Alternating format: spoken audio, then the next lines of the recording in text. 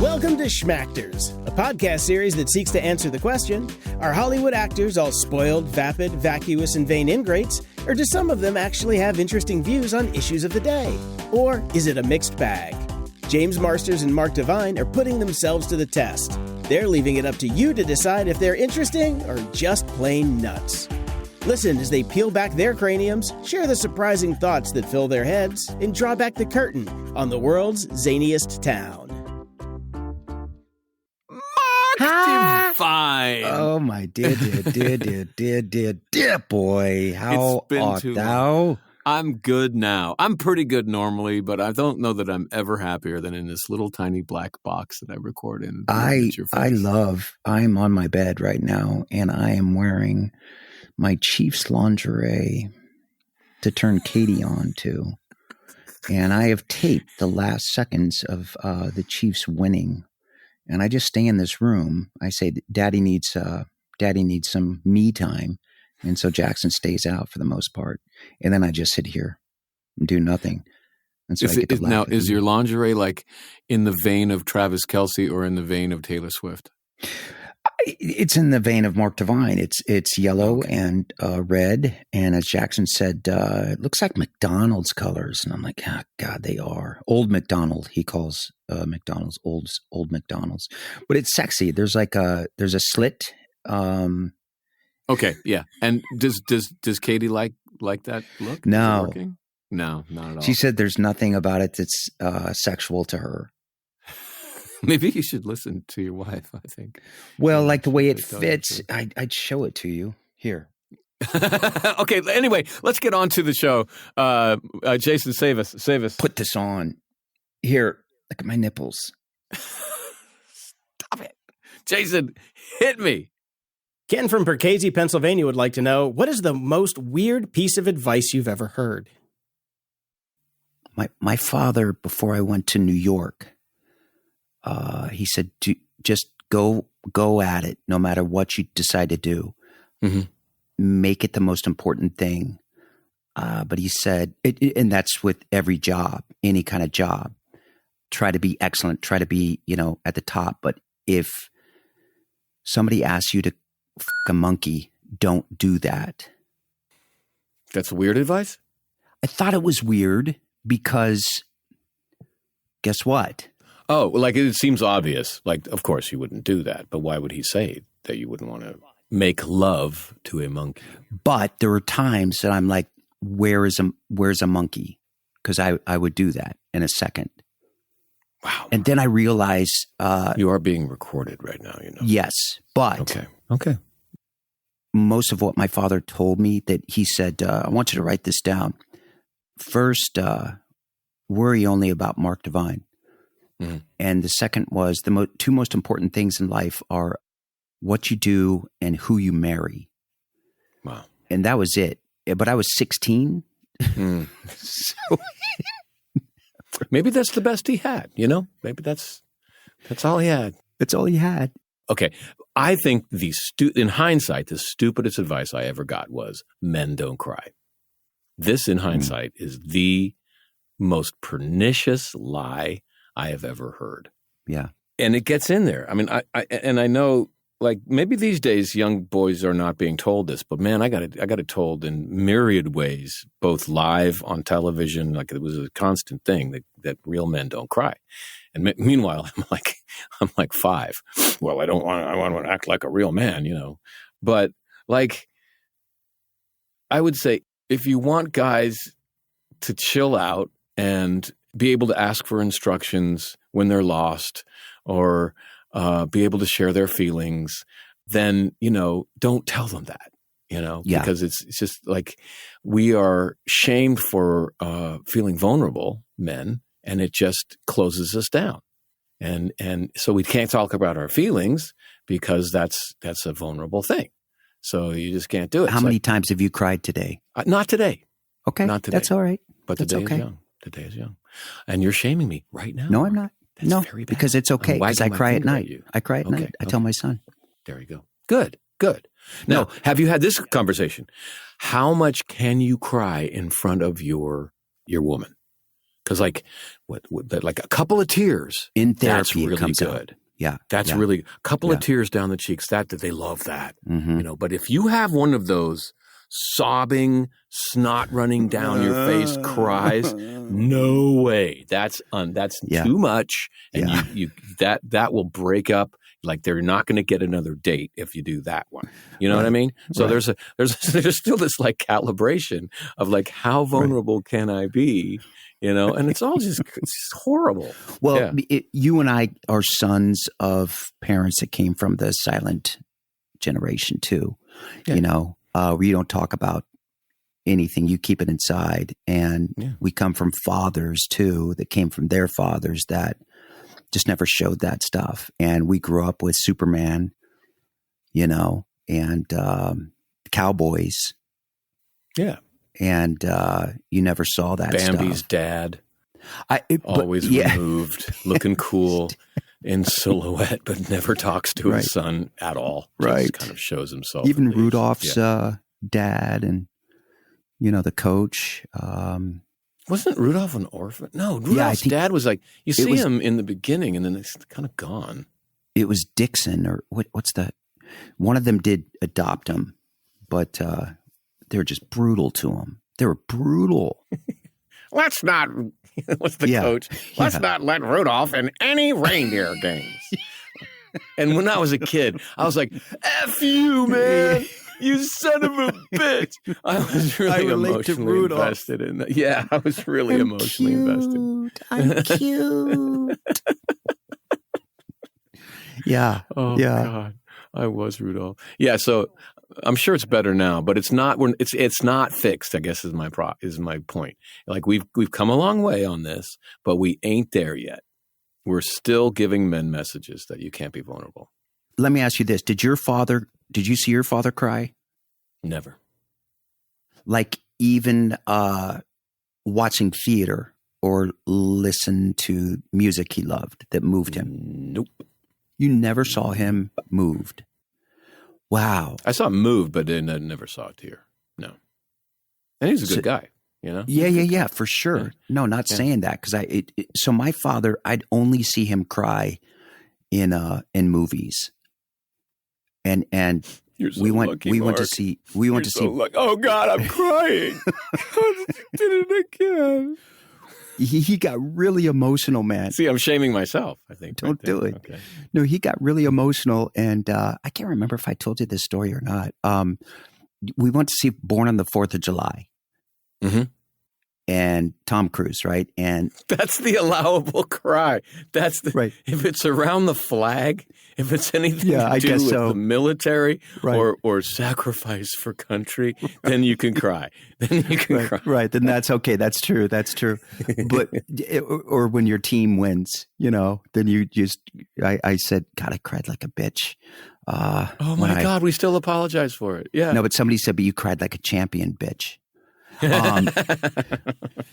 But no, so Born on the 4th of July, if you remember the movie, Tom Cruise is in Vietnam and he gets shot and all the sound goes out because you're now inside of Tom Cruise's head. And it's like that weird echoing thing. And it's just silent in the theater. And my dad, I knew that it was very moving to watch as he falls in slow motion to the ground and he's going to be paralyzed. We already know. Yeah. But it was so silent that my dad goes,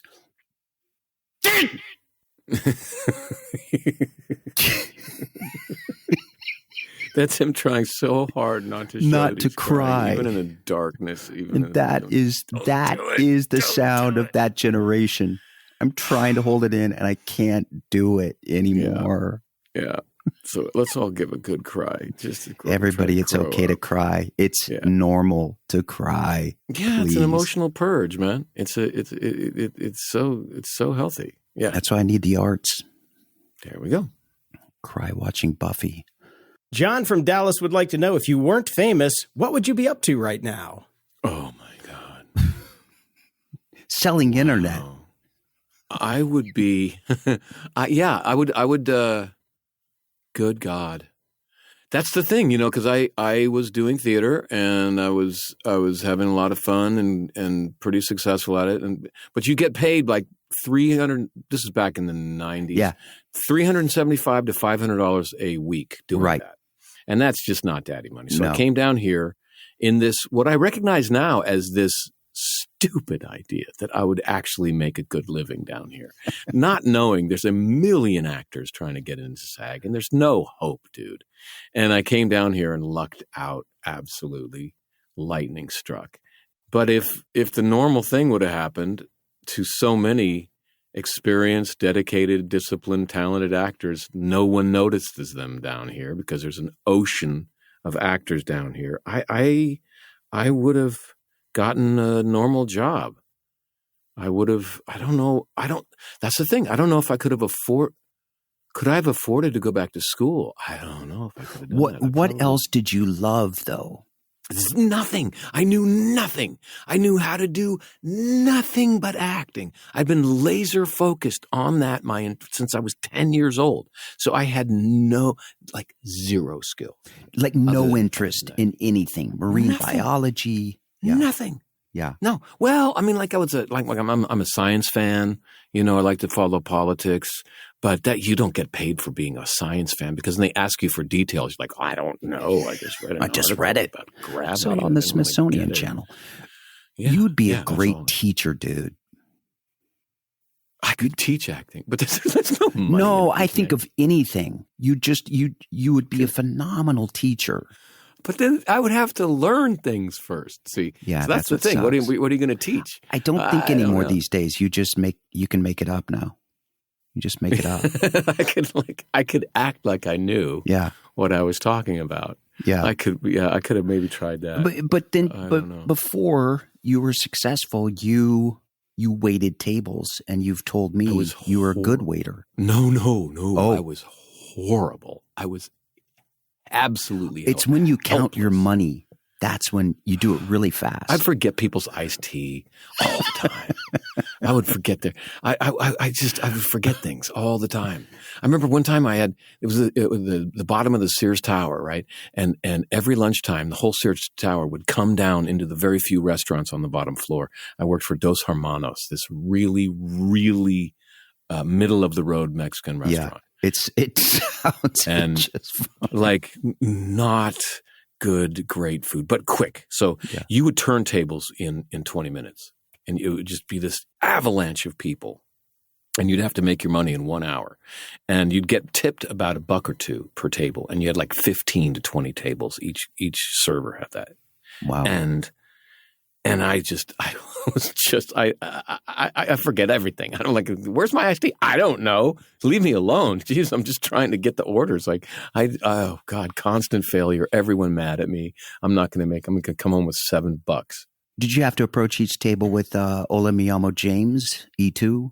Or No. Did you have to use just that basic gracias? No. None of that. There was none of that. It's just, where's the margaritas? Here you go. Do you remember Ed DeBevick's? Oh, in Chicago. Yeah, it was a burger stand. Yeah. There's one in L.A. It was like 50s. It was on La Cienega. That was the good job. Everyone wanted that job because you acted like you had chew gum if you were a woman. How you doing, sweetie? And you had act like you're in the 50s, which was like. There's always a guy as Buddy Holly. Yeah. And then I just thought he really loves this. And I said, do you wish you could live in the 50s? I would have been like Montgomery Clift. And I wouldn't have waited on anyone. I would have just been just in the corner looking miserable. Yeah. That would have been But I remember the guy that I talked to that was Buddy Holly, had the glasses and I guess the hair and everything. And I'm like, you love Buddy Holly, huh? And he said, no, not particularly. Not anymore. I'm like, would you rather live in the 50s? He's like, no. I said, what year would you like to live in? He's like, just now. I just like to live in now year without Buddy Holly. And I'm like, this dude's forced to put this on. Yeah. Like to wear the glasses and everything. Yeah. Okay. So all right. What we're very happy that I absolutely lucked out because my life, I have no idea what I would do. I have no idea. I'd be doing something, but yeah, I would not be on the top of the pile. Dude, I had to. And I remember in college taking a course on child autism, and they brought children in, and I loved that. We got to watch a behaviorist work with children with autism. Mm-hmm. And I really thought that's what I wanted to do. Because people that do that, that work with adults with autism, are just amazing human beings. Yeah. And I tried it in Los Angeles because I wasn't, I had to keep eating. My money would go up and down. My jobs would go up and down. Really? Oh. As an actor? Yes. I'm like, I just got done with this whole YoPlay commercial. Did anybody see it? No, even like, whatever. After Sex and the City, I told you that story where I started working with my friend at carpentry, and we had to go into a office, and I was underneath, like putting on the little rubber thing in somebody's desk where, it's like the rubber molding or something like that, and I had to caulk that thing. And and I just saw these women's shoes around, and I'm like, I came out and I said, do you need me to move? And they said, no, you look like this guy. And I said, oh, who? And she said, oh, you wouldn't know. It's this show that we watch. So what show? And they said, it's on Sex and the City. And I said, oh, the New Yankee. And they're like, oh, do you get that a lot? And I said, no, that was me. And I remember this girl going, no f***ing way. Like, that was me. Yeah, I got paid. That was the most humbling moment. I think there are very many humbling moments of me on the ground looking up at the women and that girl going, no f***ing way. What are you doing? Why aren't you on Malibu? Well, maybe it was the no f***ing way. Like, no, maybe you'll ask me to date you. No, it wasn't that. It was like, like the reality of like, it might have been that because, in a lot of those fantasies, no carpenter who comes in, maybe not to marry you, but maybe a quick fling. No, their dreams were just like, this is wow. It's like the dude in 16 Candles that everybody was in love with, that Molly Ringwald fell in love with. And he was like the stud. And then he was just, he became a carpenter, and he wanted to be a carpenter, and that's what he did. And so every time they did let's see where they are now.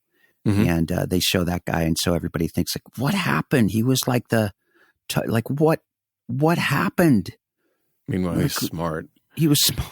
He's smart. He's got a good living. Yeah. He's got a house. Yes. Yeah. He has a normal family. Retirement savings. Yeah. Okay. Next question. Let's get on.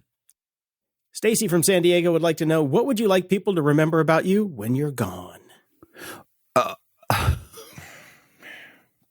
What does anybody? It's a lot more like there's a lot that I hope they never find out before I'm gone. Tell us. What? No. What do you want to be? We're not going to be remembered. Oh my God. I hope that my kids remember me as a dad who tried his best. I think that's the most I'm going to get on that one. And that I stuck it in there with him. I didn't give up, and I was as supportive as I. Are you getting choked up?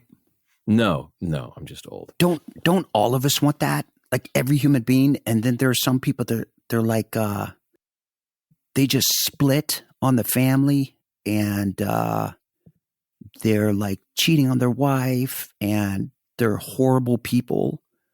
That's pretty severe, right? Mm-hmm. Where I'm wondering if they go to bed thinking, I wonder what my legacy will be. I wonder if they'll think of me as like, well, he did have his good. So I think you've done that. I think I'm in the middle of doing that. Mm-hmm. I think if you're just a normal human being, you're hoping that we are exactly what you just described. Dude, you're such a great friend. Yeah. Like you want. Thank you. Yeah. I mean, I think that I hope that my kids get to, and they're getting there now, actually, that they're having an adult perspective, and they realize that their father is a human being, and that he's not perfect. He doesn't do everything perfectly, but as long as they know that I really love them and I really tried to support them to the best of my ability consistently, that's about all I can hope for. You know? Yeah. I mean, I don't think they're going to remember me as a great man, but hopefully just a loving father who really tried, Yeah. And I think that's enough. I don't know, man. Hopefully, if I'm remembered for anything around the whole Buffy thing or whatever other projects I might have done, that would just be, well, I met him at a convention and he wasn't a dick. Like I hope people remember, like, actually, he was actually fairly down to earth, and he seems still grateful that he was able to come to a convention and meet people. Yeah, I kind of hope for that one. I like what. Listen, being an older father, going through all the crap that you have to go through in your 20s, your whole life, right? It just feels really painful. Everything's super sensitive. Feels like the troubles you're having will never go away when you're in the middle of it. You don't have any wisdom yet, and going through all that crap. I love talking to young people about this. I'm like, this is going to make you great if you can walk through it. And I'll often try to tell Jackson about like Obi-Wan Kenobi and when he gets killed and all that, because he's really into Star Wars 4, but he doesn't understand the bigger picture kind of thing. But I get to say, I'm trying to show him and trying to show my wife that there's a solution for everything. Mm-hmm. It might not just be there immediately. And if you can walk through this and and then out of nowhere, Jackson, oh God, this is embarrassing. Katie and I got into an argument in front of Jackson, which I think is okay. But he just said, guys, and he's putting up his little hands and he goes, let's not make this a big deal. Wow. And then Katie and I just got silent, and then I like whispered to him, like, she's making it the big deal. And I know it's going to, he'll remember that. I guess, like my father was mentally my age, I guess, but I helped him. So what if at our funerals, I've seen this before, and I'll let this go. I've seen this where a son gets up and says, my dad was okay. And then just goes off on like all the bad stuff that he did. The son decided, I've got to get this out. He was awful. Mm-hmm. There were times he was awful. Yeah. We're here to celebrate his life. And I'm like, I want to avoid that. Yeah. Because professionally, this person, I'll keep him anonymous. He was very successful. You would know who he is. Yeah. But terrible. As a father, that was the legacy. It's kind of like, I wonder if Bill Cosby sleeps at night saying, like, I wonder what they'll say about me. Hopefully just the Cosby Show and Fat Albert. I think the way, what we're hoping for is that our kids become parents before we die.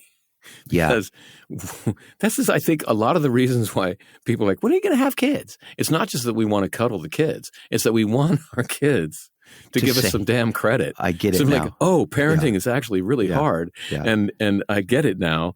You were actually doing pretty well, because it's just really, really hard. I was blaming you for not doing anything perfectly, but my God, you actually really love me. And I think that penny really drops most consistently when someone has a child of their own. Then they go through it themselves.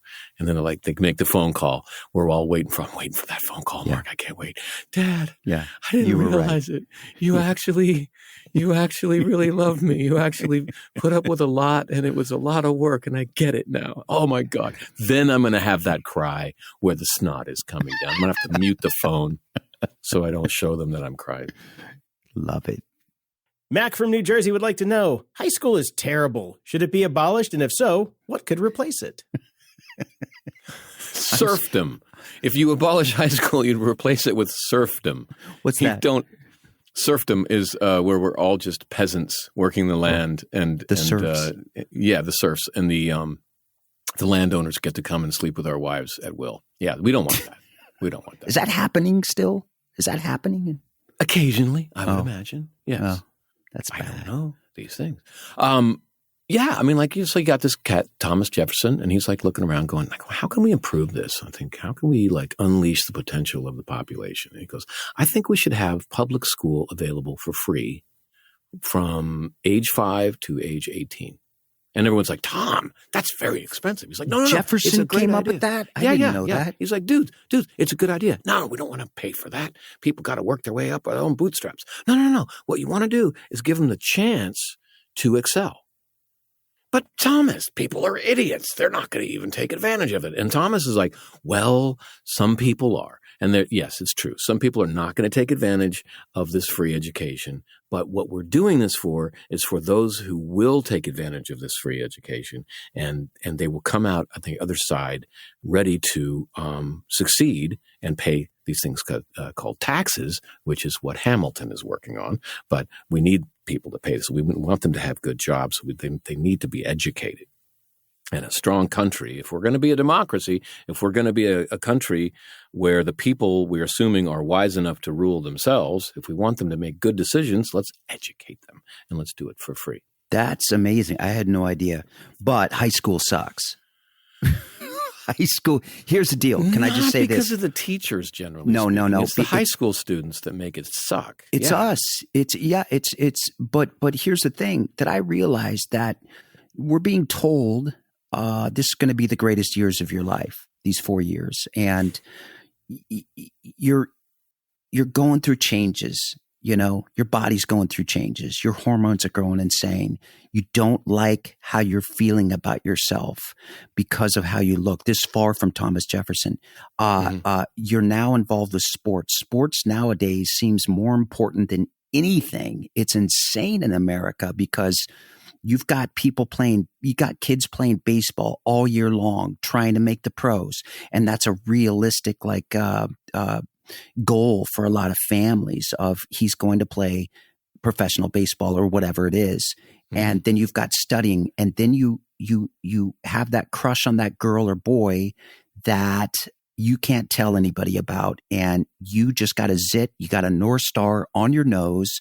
Mm-hmm. You don't have enough Clearasil. You don't want to use the flesh colored Clearasil because that just looks like it. And you can't tell anybody about that. And you're so exhausted from the practice that you're trying to study and you keep falling asleep, and now you're not prepared. Now you don't want to go. And there's a lot of that pressure of now I've got to be cool. Cafeteria is going to be tough because cool kids on this side is invited one, and Mark, you've hit it on the head. This is, I think, the truth. Well, no, I think I just flashed on the truth, which is growing up is hard. Yeah. And just if you're in high school, it's going to be hard in high school. And if you're not in high school, it's going to be hard wherever you are. It's just hard. That period of life, adolescence, is just very painful. Yeah. And you're not going to cure that by eradicating high school and replacing it. Whatever you replace it with, it's going to be hard to go through that. It's just hard. Yeah. It made me think of something, by the way. So back in the 90s, I was up in Seattle, and I was watching a lot of Beavis and Butthead, which is genius, by the way. I'm doing a rewatch right now. Oh my God, it's so good. But I was convinced that the young generation were a bunch of absolute, pyromaniac, bug eating idiots, right? Because I'm watching Beavis and Butthead. The idiot, of course, is me. So I've got this kind of thing. And so the Entenmann Theater up in Seattle had this outreach program where they send a team of 3 actors into the public schools, into high schools. And on Monday, we would perform scenes from all of the plays that were being produced on the main stage of the Entenmann, which is one of the bigger theaters there. And then Tuesday through Friday, we would go into the classrooms and adopt the characters from those plays, the themes from those plays, and we would be trying to basically piss off the kids. So we would be trying to ignite them and get passionate about the themes of the plays. Yeah. And then we would take those themes and we would very carefully calibrate an unwinnable debate, a debate that was equally weighted on both sides. Both sides had really good points, and you could argue and take either side, and then convince the kids to take one side and then debate each other in class. Yeah. So we were trying to get an impassioned debate happening that was not an argument. The difference between an argument and debate is in a debate, you actually listen to the other side so that you can shoot down their arguments. Yeah. Or their points. And what I found was that the kids were freaking smart. And they had amazing points. Yeah. And we would go in the beginning of this process, we would have our own points to debate, and we had worked for weeks to get all of these positions and points together. But we would dump those as the weeks went by, and we would just rip off what the kids were saying.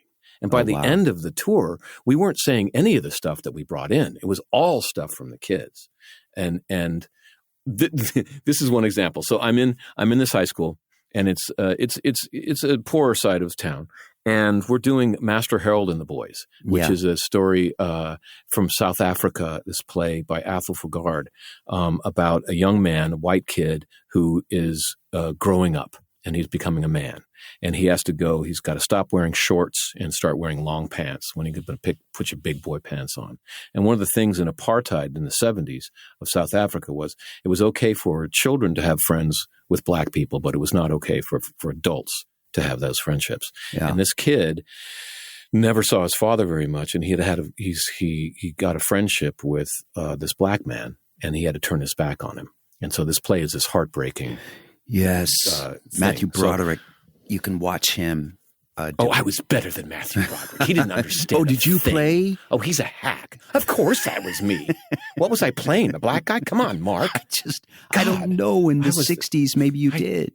Ripped your heart out. No, so I'm playing. No, I didn't play that role on the main stage. They didn't give me that role. I was in the high schools playing that role. Okay. So anyway, we kind of tweaked it where I was playing that character, only older, having fully adopted the apartheid male kind of perspective. Yeah. And I'm in there and I'm saying to the kids, it's not your problem that you're black. You were born this way. You don't think very well. So you need the white people to take care of you. This is what we do. And so they're getting angry. Yeah. And there's this one guy that's just death staring me. And black guy, and I go straight to him. Yeah. I go straight to him, and I'm saying this stuff. It's like you need an extra papa. You're like a child, and you don't grow up. This is the thing. It's been proven scientifically because your brain, you see, is just very small. And was Yoda in this play? No, I'm trying to do a South African Okay, accent. I don't know. Okay, because you always go to Star Trek. No. So I'm trying. I don't do a good South African accent. No, that's and then he puts his hand into the inside of his jacket, and the whole class goes silent, deathly silent. No one's breathing at this point. And I'm at this, and I realized, this could go wrong. What do I do? And I decided to double down, man. I winked at him, and I leaned into him, and I just said, "You're a child. You are black." And I saw the light go on in his eyes, and he, because I winked, he understood. I'm playing a game here, man. I'm trying to get you to debate me and push back with ideas about this. And he stood up and he schooled me about the civilizations on the African continent when the Europeans were eating feces in mud caves up in Europe. He schooled me about the Persian Empire. He schooled me about the Egyptian Empire. He just laid waste to me. Yeah. Wow. And he was the smartest kid. And he was a high school kid? Yeah. And after the class, they told me, that's the gang leader. And he totally has a gun. Yeah, definitely. He was trying to warn you, like, shut the hell, Yeah, he was trying to, but what I found is that the kids are super smart, actually. Yeah. Brilliant in high school. Just keep going. And listen, we all went through it, guys. Yeah. It's tough, but just keep going. You'll look back on it and remember some great times. And if you meet an actor in high school, don't kill him. That's the other thing. Even though they're really annoying. And that wraps up another wonderful afternoon with Mark Devine. I love it. This is you James look Marsters. fabulous, by the way. Well, I'm going to put on something even more uncomfortable. This is comfortable. Yeah. This lingerie. It's weird because at first things are shocking, and then one gets used to it. That's and then what I don't know how like. you're going to shock me again. I'm kind of look at this red and yellow gag ball. I don't even know what that is. All right. Don't Google that, guys. We will see you next week. And until next time. Okay, bye. Bye. All right. Thanks for listening to Schmactors. Join James and Mark next time for more pointed pontification on the topics of the day. Do you have a burning question that you just can't wait to have the guys answer? Well, then head on over to schmactors.com and send it our way. If the answer won't get them canceled, we'll add it to the queue. And if you have a friend who you think would enjoy the show, use the share button in your podcast player and send it to them directly. Trust me, it'll make their day. Signing off for James and Mark, this is producer Jason. Until we meet again.